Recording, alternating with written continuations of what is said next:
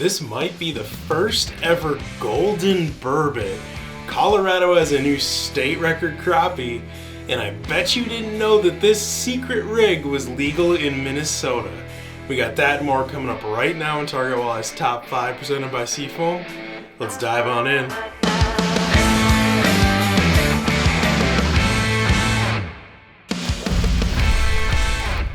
I bet you've never seen a burbot like this before, because I haven't, and it's literally my job to look for goofy stuff like this.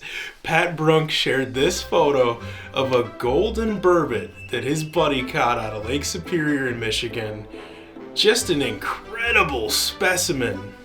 It sounds like that incredible specimen is headed for the wall, which will be one heck of a conversation starter.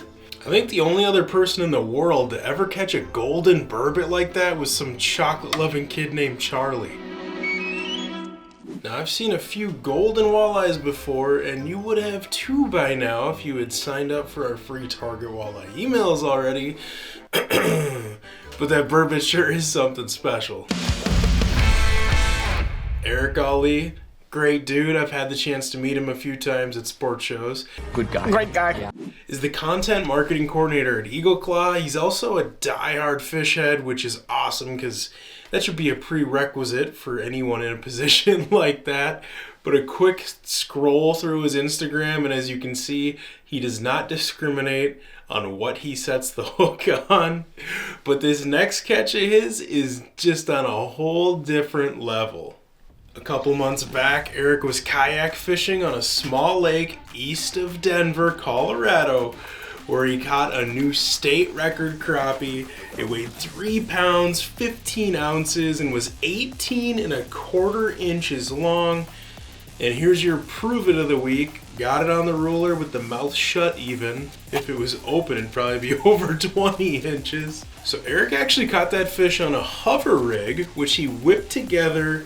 Looks like this, using a 3/0 Eagle Claw Trocar Pro V jig hook, 32nd ounce tungsten nail weight, and a 3.6 inch Berkeley Max Scent flatworm.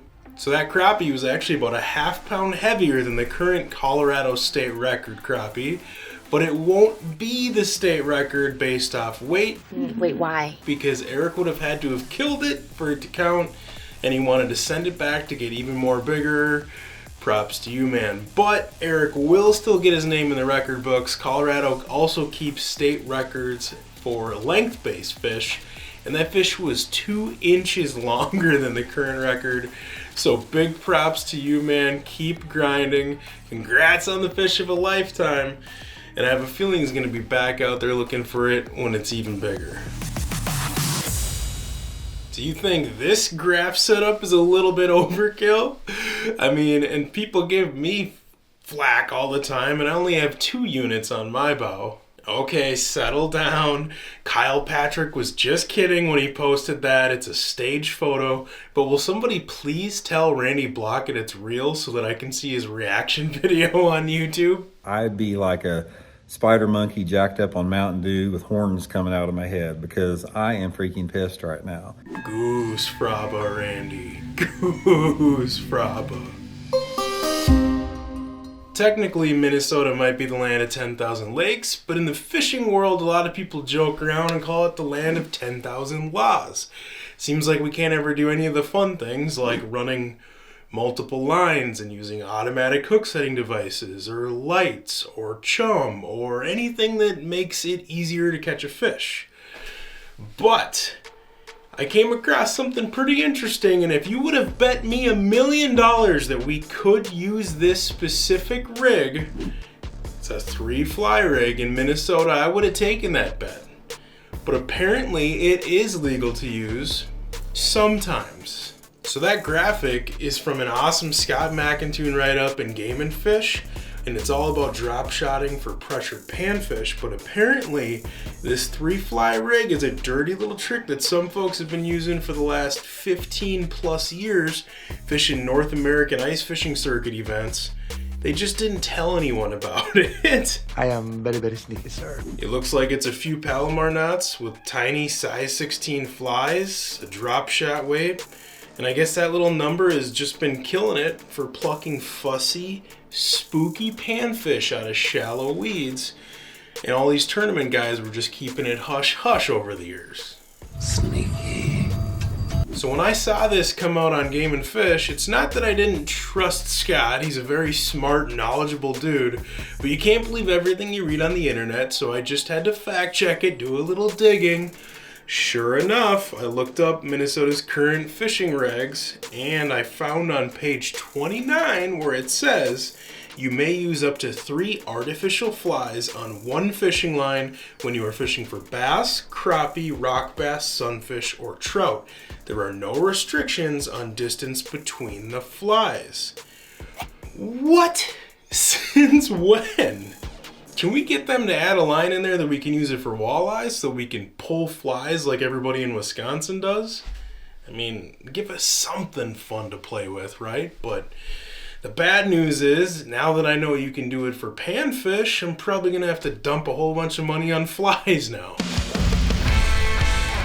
In case you're wondering just how resilient walleyes can be, I was scrolling through Facebook, came across this wild short video posted in the Ice Fishing Minnesota Facebook group. Had to do a double take. Dave said that he was moving his skid house on Mille Lacs when he found a 26-inch walleye trapped in just 5 inches of water under a little sheet of ice under that fish house. But the real kicker is that fish had been there for 2 weeks. 2 weeks? So Dave said that his girlfriend was having a girls' weekend when they caught that fish. She thought that it had gone under the house, and he looked with a camera, couldn't see anything, but he guesses she was right. They usually are. He also said, other than being pale in color, the fish still looked and fought healthy, that the ice road plow guy got it out from under the ice, released it down the hole, and then it tail slapped and took off. Pretty wild story, and that fish sure still had some nice shoulders on it for going on a 2-week cleanse. But the first thing that comes to my mind is how if you're fishing in a tournament in the summer, those things don't live 40 minutes in your live well, but that thing can survive in 5 inches of water for 2 weeks? How does that work? That wraps up this week's Top 5. A big shout out to Seafoam for keeping us running smooth and making this fun video series possible. If you want more walleye and ice fishing related content like this, sign up for our free Target Walleye emails at targetwalleye.com, and I'll see you back in 7.